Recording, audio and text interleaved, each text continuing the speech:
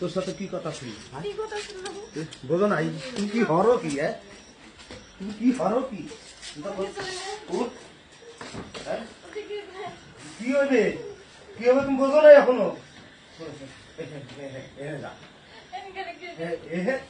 এককালে না, এককালে পায়জামাটা খুললে লম্বা হয়ে আসু। খেলা খেলুম আজকে, খেলা হবে মাঠে না খাটে। খাটেও খেলা হয়, এককালে খাটের খেলা খেলুম আজকে। নি লম্বা করে হু। কি ভয়? ভয় লাগে?